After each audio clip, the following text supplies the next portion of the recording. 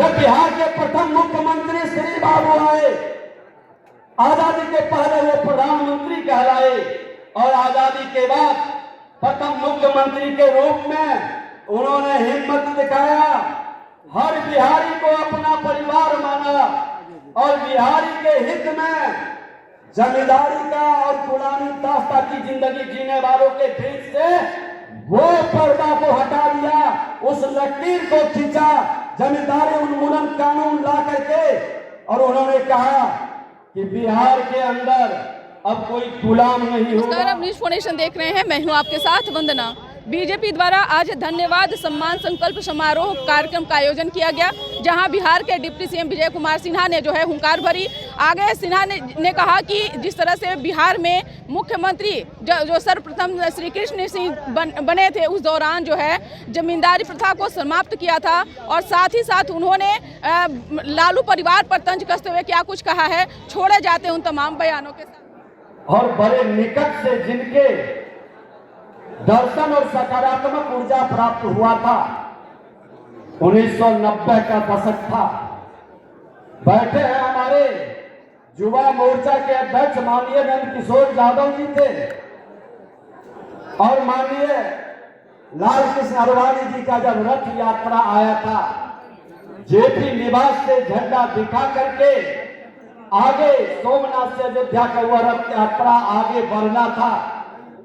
JP निवास लोकनायक मंडल जो बाद में बना, पहले राजेंद्र नगर मंडल अध्यक्ष के नाते जिम्मेदारी मिली थी कि पूरी व्यवस्था आपको करनी है। पहला सौभाग्य और अपने सबसे उच्च नेता के सानिध्य में जाने का अवसर मिला था। वो बीमार हो गए थे मौजा होटल में। आज हमारे बीच सूरज नंदन मेहता जी नहीं रहे, हम और सूरज नंदन मेहता जी और मंगल पांडे जी, ड्यूटी मिला था देखने का, सेवा करने का। बड़े गर्व महसूस हो रहा था अपने शीर्षक नेता का। उन्होंने कहा कि खिचड़ी लाओ, घर से खिचड़ी ला करके जब हम लोगों ने दिया, और उसके बाद फिर सुबह होकर करके रथ यात्रा का प्रारंभ हुआ। नारियल फोड़ कर करके कार्यकर्ताओं का लग रहा था कि हमारे राम लला के लिए जिंदगी को दांव पर लगा करके मेरी सांस्कृतिक विरासत के मान सम्मान और स्वाभिमान रास्ता बढ़ाने के लिए एक महापुरुष के रूप में सदैव लाल कृष्ण आडवाणी जी जो यात्रा प्रारंभ किए, कितने बैठे कार्यकर्ता उससे जुड़े हैं।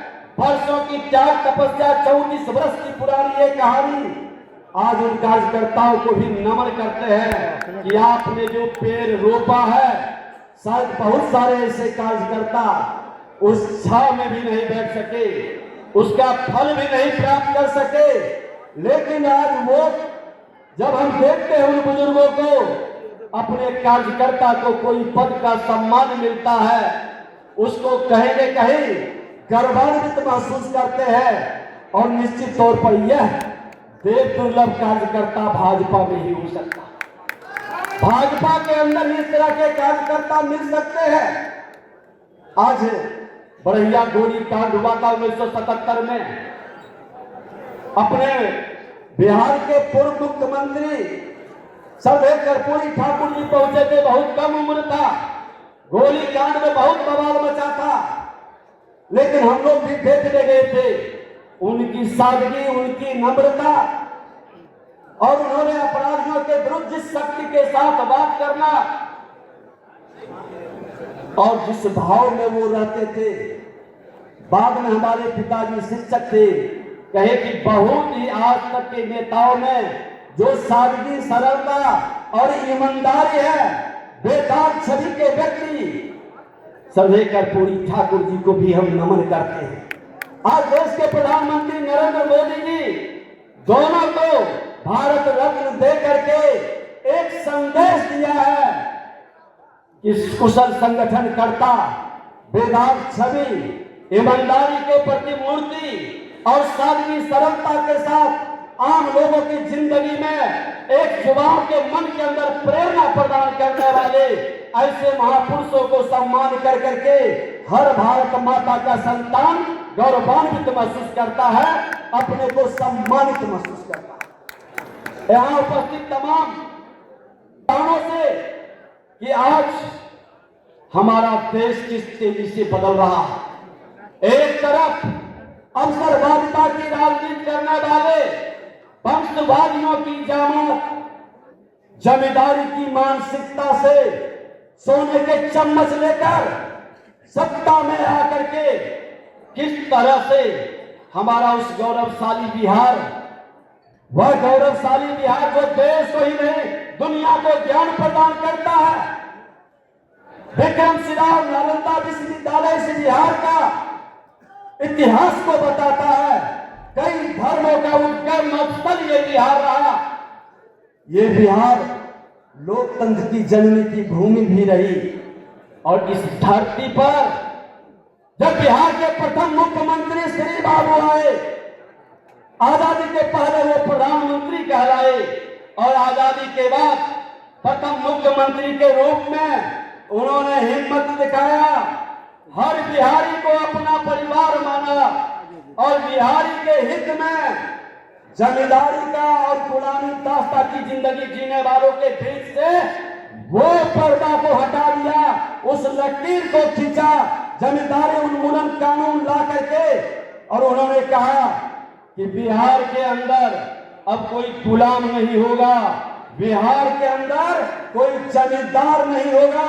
और जमींदार में ज्यादातर लोग उन्हीं के समाज के थे, उसकी भी बगैर चिंता किए उन्होंने जमींदारी उन्मूलन कानून ला करके देश के संविधान में पहला संशोधन का सौभाग्य भी बिहार को मिला।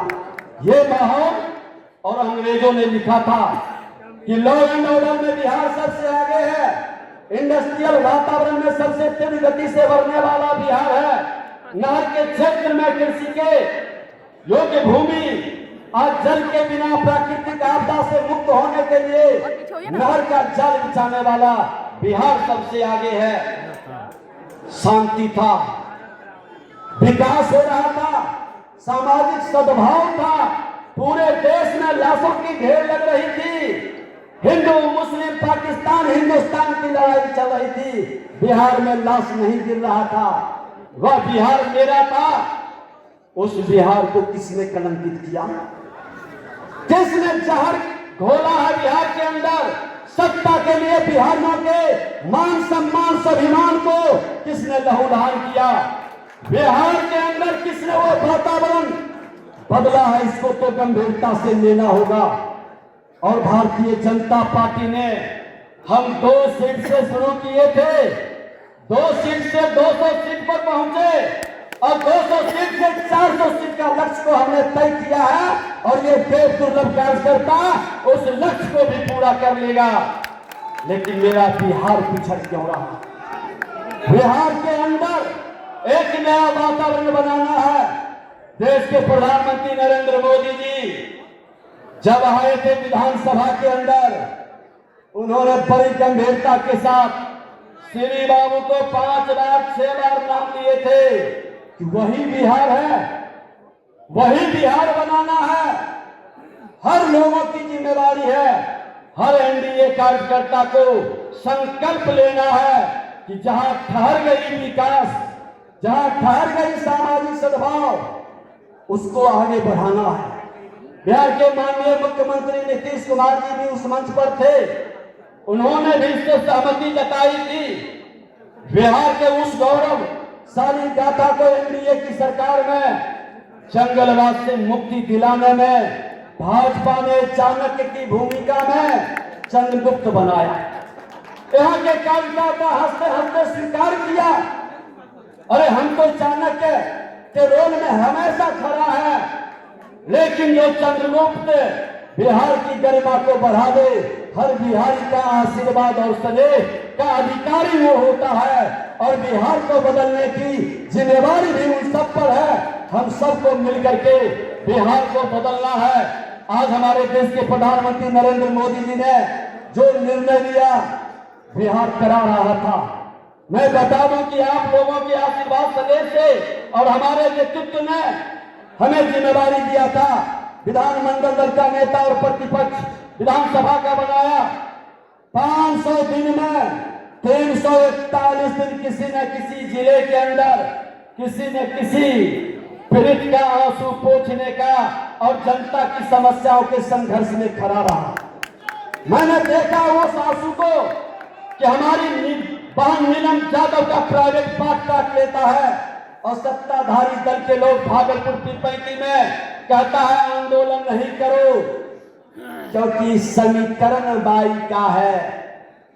बहन का हमारा प्राइवेट पार्ट काटे और आंदोलन से दबाव देके रोक ले।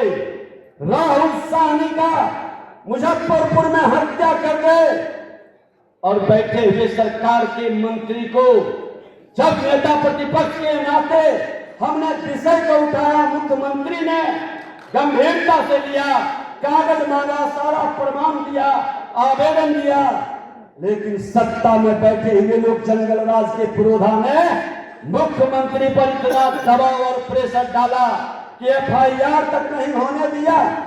ये बिहार था, यही बिहार था। जेपी में नरसंहार, कहां नरसंहार। क्यों अपराधियों का मनोबल बढ़ा? कौन अपराधियों का मनोबल बढ़ाया? किसके कारण अपराधियों का मनोबल बढ़ा? भाजपा के किसी नेता ने अपराधियों को संरक्षण नहीं दिया है। भाजपा के नेता अगर वो संरक्षित नहीं करता है तो हमारा सक्षम नेतृत्व की नजर होती है, पूरे ईमानदारी के साथ वो काम करते हैं।